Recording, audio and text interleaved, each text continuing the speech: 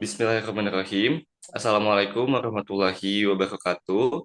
Perkenalkan, kami dari kelompok 12 dengan beranggotakan 3 orang, yaitu saya sendiri, Rizky Fauzan, kemudian ada Raden Virgina, dan yang terakhir ada Liz Fajriani. Di sini kelompok kami akan membahas terkait fotosintesis, klorofil, dan cahaya. Nah, untuk materi pertama, yaitu fotosintesis, akan dipaparkan oleh Saudari Virgin. Kepadanya disilahkan. Baik, terima kasih pada moderator. Pertama ini ada mengenai fotosintesis. Nah, fotosintesis ini adalah proses biokimia yang dilakukan oleh tumbuhan, alga, dan beberapa jenis bakteri untuk mengubah energi cahaya matahari menjadi energi kimia dalam bentuk glukosa atau gula. Proses ini terjadi di dalam kloroplas, yaitu organel sel yang mengandung pigmen hijau klorofil. Kemudian di sini ada tahapan fotosintesis. Nah, pertama itu ada reaksi terang atau light reaction. Reaksi terang ini itu berada terjadi di membran tilakoid, yaitu bagian hijau yang seperti tumpukan koin ini. Bahan yang digunakan adalah cahaya matahari. Kemudian eh, energi cahaya yang ditangkap oleh klorofil di membran tilakoid ini akan akan dipecah melalui proses fotolisis menghasilkan oksigen sebagai produk samping. Nah, dari energi dari cahaya digunakan untuk membentuk molekul ATP dan NADPH, menghasilkan produk oksigen yang dilepaskan ke atmosfer. ATP dan NADPH digunakan untuk tahap berikutnya, yaitu siklus Calvin. Nah, di siklus Calvin ini itu terjadi di stroma atau cairan di dalam kloroplas di sekitar grana. Nah, bahan yang digunakan itu karbon dioksida atau CO2, lalu ATP dan NADPH dari reaksi terang. Prosesnya itu terjadi saat CO2 difiksasi atau ditangkap oleh enzim Rubisco dan diubah menjadi molekul organik. Kemudian melalui serangkaian reaksi kimia, energi dari ATP dan elektron dari NADPH digunakan untuk membentuk glukosa. Sehingga produk yang dihasilkan adalah glukosa eh, yang akan digunakan oleh tumbuhan sebagai sumber energi dan bahan bangunan sel. Selanjutnya itu ada reaksi umum dari fotosintesis itu sendiri, yaitu 6CO2 ditambah direaksikan dengan 6H2O menjadi C6H12O6 ditambah 6O2. Eh, Reaksi ini itu dilakukan dengan bantuan cahaya matahari dan klorofil. Selanjutnya itu ada beberapa keterlibatan dalam fotosintesis. Pertama itu dari karbon dioksida. Eh, Karbon dioksida itu diserap dari atmosfer melalui mulut daun atau stomata. Pada permukaan tanah, kandungan karbon dioksida ini lebih besar daripada di atas tajuk. Kedua itu ada air. Air ini diperoleh dari dalam tanah. Kemudian glukosa. Glukosa juga dikenal sebagai dextrose atau karbohidrat. Nah, ini disusun oleh elemen karbon, hidrogen, dan oksigen. Selanjutnya ada oksigen. Oksigen merupakan produk hasil dari fotosintesis yang dilepaskan ke udara. Nah, digunakan oleh semua makhluk hidup di dunia untuk respirasi. Cahaya matahari berfungsi sebagai sumber energi utama dalam proses fotosintesis. Nah, besar kecilnya intensitas cahaya yang diterima dipengaruhi oleh morfologi daun. Selanjutnya itu ada klorofil. Nah, klorofil ini adalah zat hijau daun yang berperan untuk mengonversi energi sinar menjadi energi kimia. Jumlah dan penyebarannya itu bervariasi menurut spesies, lingkungan, dan umur daunnya. Pada tumbuhan yang tingkat tinggi, terdapat dua jenis pigmen, yaitu ada klorofil A yang berwarna biru kehijauan dengan rumus kimia C55H72O5N4 Mg. Eh, yang kedua itu ada klorofil B berwarna kuning kehijauan dengan rumus kimia C55H70O6N4 Mg. Nah, proporsi kedua pigmen ini itu bisa berbeda-beda pada setiap jenis tumbuhan. Tapi secara umum, tumbuhan berbunga memiliki perbandingan 3:1 klorofilnya. Sekian dari saya kembalikan pada moderator. Oke, baik. Terima kasih kepada Saudari Raden Virgin. Kemudian untuk poin selanjutnya, yaitu terkait klorofil, akan dijelaskan oleh Saudari Liz Fajriani. Kepadanya disilakan. Baik, terima kasih moderator. Kemudian di sini ada klorofil.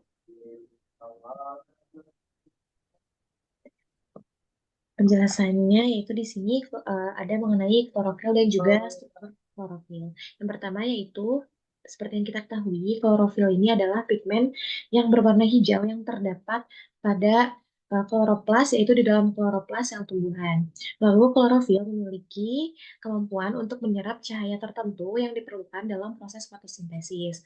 Struktur klorofil terdiri atas cincin porfirin dengan ion Mg2+ atau magnesium di bagian tengah. Kemudian Mg2+ ini berperan penting dalam menentukan spektrum penyerapan cahaya oleh klorofil yang nantinya memicu proses fotosintesis. Nah, pada gambar yang tertera di sini ada bagian dalam kloroplas ya. Jadi ini tuh gambar atau struktur kloroplas atau di bagian si tumbuhannya. Nah, si kloroplas ini yang berisi granaum yaitu tumpukan tilakoid, dan di dalam tilakoid ini tuh uh, molekul klorofil tertanam dan berfungsi menyerap cahaya untuk fotosintesis. Lalu juga ada penampung tilakoid atau bagian bawah kiri, yaitu lokasi yang cukup kompleks untuk menangkap cahaya yang mengandung molekul-molekul klorofil di dalam membran. Kemudian di bagian kanan ada struktur molekul klorofil, yaitu struktur kimia yang ditunjukkan dengan yang pertama cincin porfirin atau struktur cincin besar di bagian atas yang mengandung ion magnesium Mg2+ yang tadi sudah dijelaskan sebelumnya, dan di tengah yang berfungsi penting dalam menyerap energi cahaya. Kemudian juga di sini ada bagian ekor hidrokarbon atau di sini namanya hidrokarbon tile ya, yang berfungsi untuk menambahkan klorofil pada membran tilakoid. Kemudian ditunjukkan juga di sini perbedaan struktur antara klorofil A atau CH3 dan klorofil B yaitu CHO. Baik, bisa di next.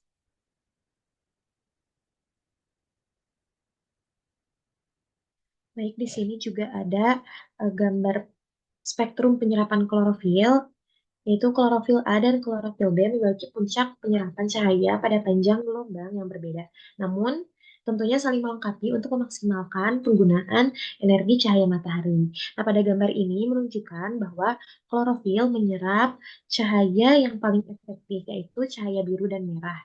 Atau di sini bisa dilihat ya, garisnya itu kalau klorofil A itu yang warna oranye atau yang warna oranye muda ya kalau di sini. Lalu yang klorofil B ini yang oranye tua. Sedangkan cahaya yang dipantulkan itu akan nampak hijau gitu karena si tumbuhannya warna hijau gitu ya. Nah, lalu di dalam kloroplas ini klorofil terdapat di membran tilakoid yang tersusun dalam granum. Cahaya yang diserap oleh klorofil di tilakoid akan digunakan dalam proses fotosintesis untuk menghasilkan energi bagi tumbuhan. Baik, bisa di next.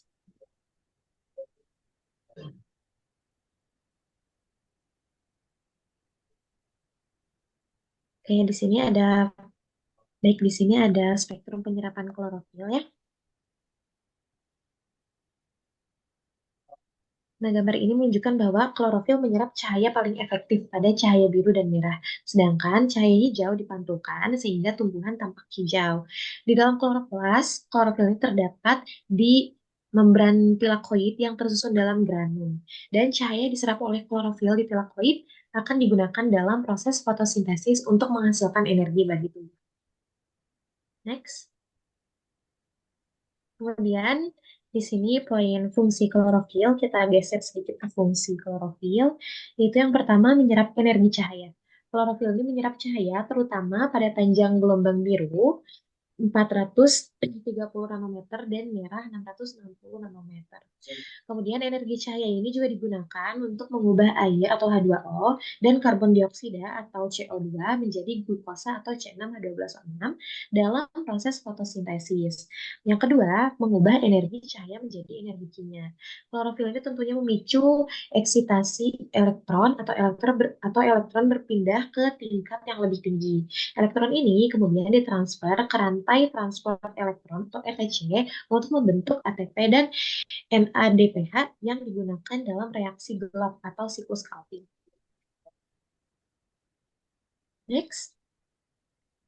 Lalu yang selanjutnya yaitu menentukan warna daun. Warna hijau daun ini berasal dari dominasi klorofil. Saat klorofil rusak, misalnya saat gugur daun atau saat daunnya jatuh, pigmen lain seperti karotenoid menjadi lebih dominan dan daun tampak kuning sampai merah. Lalu yang selanjutnya yaitu peran dalam ekosistem. Nah, klorofil ini memungkinkan tumbuhan mengubah energi matahari menjadi makanan sehingga menjadi produsen utama dalam rantai makanan.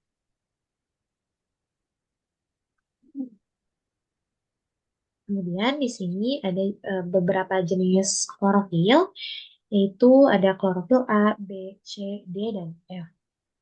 Yang tentunya memiliki ciri-ciri yang berbeda-beda. Pada klorofil A ini memiliki warna hijau kebiruan, lalu organisme penghasilnya yaitu tumbuhan, alga, cyanobacteria, dan memiliki fungsi sebagai pigmen utama fotosintesis. Kemudian panjang gelombangnya itu ada pada 430 nanometer berwarna biru dan 662 nanometer merah. Kemudian pada klorofil B berwarna hijau kekuningan, memiliki organisme penghasil tumbuhan darat dan alga hijau, kemudian berfungsi juga sebagai pigmen aksesori dengan panjang gelombang 455 nanometer berwarna biru dan 642 nanometer warna merah. Kemudian pada klorofil C dengan ciri-ciri berwarna hijau keabu-abuan, organisme penghasilnya yaitu alga coklat, diatom, dinoflagellata, dan juga berfungsi sebagai pigmen aksesori atau pengganti klorofil B. Dan juga memiliki panjang gelombang yang cukup bervariasi sekitar 447 sampai 582 nanometer. Kemudian pada klorofil B memiliki ciri-ciri merah kehijauan, organisme penghasilnya yaitu cyanobacterial, misalnya Acerioschloris dengan berfungsi sebagai pigmen aksesori cahaya merah jauh dengan panjang gelombang itu sekitar 710 nanometer. Kemudian pada klorofil F memiliki ciri merah tua atau organisme penghasilnya ini yaitu cyanobacteria ekstrim atau bawah dan juga berfungsi sebagai penangkapan cahaya dan memiliki panjang gelombang yang sama juga bervariasi seperti klorofil C yaitu 720 sampai 740 nanometer. Boleh di next. Baik, sekian yang dapat saya sampaikan, dikembalikan kepada moderator. Oke, baik. Terima kasih kepada Saudari Liz Fajriani. Kemudian poin terakhir, yaitu terkait cahaya, akan dijelaskan oleh saya sendiri.